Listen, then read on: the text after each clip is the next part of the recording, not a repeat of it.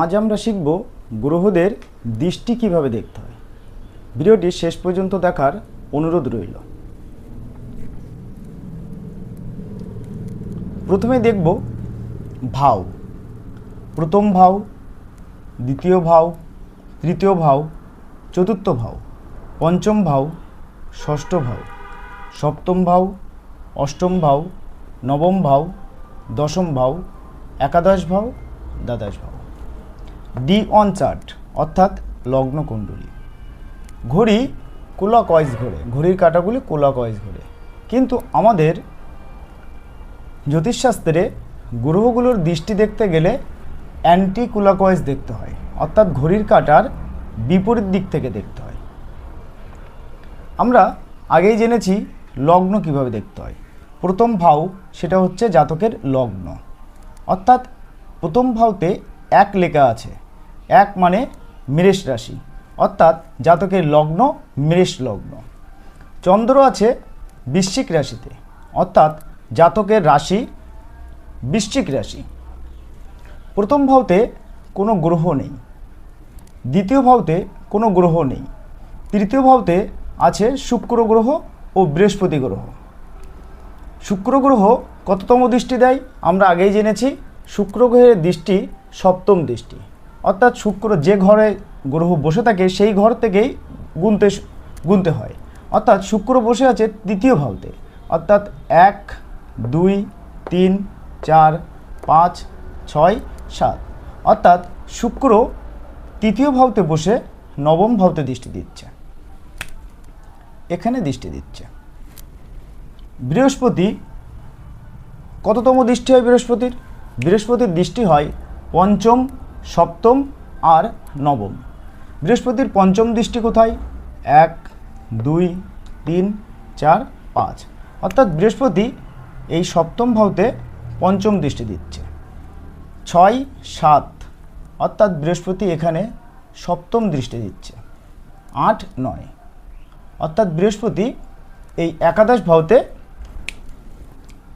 নবম দৃষ্টি দিচ্ছে।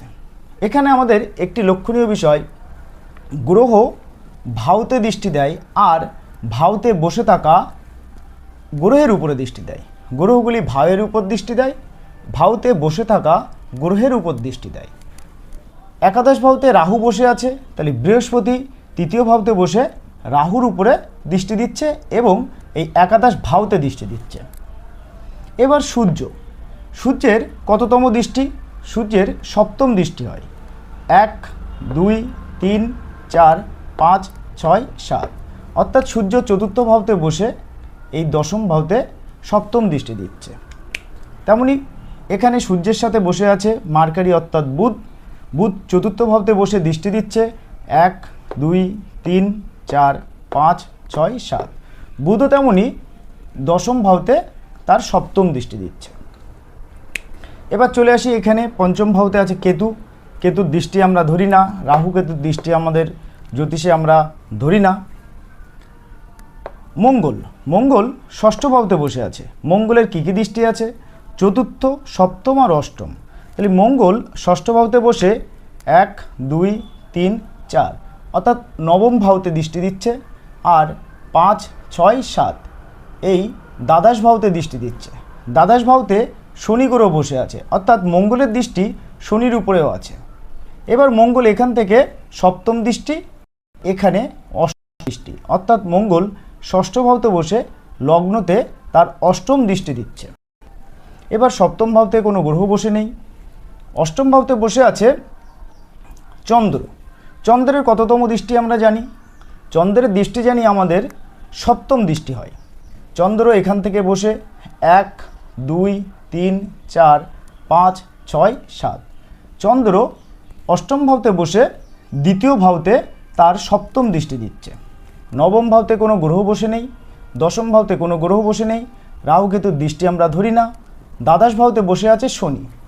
শনি কততম দৃষ্টি দেয়? শনি তৃতীয়, অর্থাৎ 3 নম্বর, 7 নম্বর ও 10 নম্বর দৃষ্টি দেয়। শনি এখানে বসে 1, 2, 3, অর্থাৎ দ্বিতীয় ভাওতে দৃষ্টি দিচ্ছে, তৃতীয় দৃষ্টি। শনি এখানে বসে 1, 2, 3, 4, 5, ছয় সাত সপ্তম দৃষ্টি দিচ্ছে ষষ্ঠ ঘরে। শনি এখান থেকে বসে সপ্তম দৃষ্টি দিচ্ছে ষষ্ঠ ঘরে এবং এখানে ষষ্ঠ ভাবতে বসে আছে মঙ্গল, তাহলে শনির সপ্তম দৃষ্টি মঙ্গলের উপরে পড়ছে। তারপরে শনির কত দৃষ্টি? 3 নম্বর দৃষ্টি, 7 নম্বর দৃষ্টি আর 10 নম্বর দৃষ্টি। 7, 8, 9, 10, অর্থাৎ শনি দ্বাদশ ভাবতে বসে নবম ভাবতে শনির দশম দৃষ্টি পড়ছে। এভাবে আমরা গ্রহগুলোর দৃষ্টি সম্পর্কে জানতে পারলাম। ভিডিওটি ভালো লাগলে লাইক, কমেন্ট, শেয়ার করে দিন।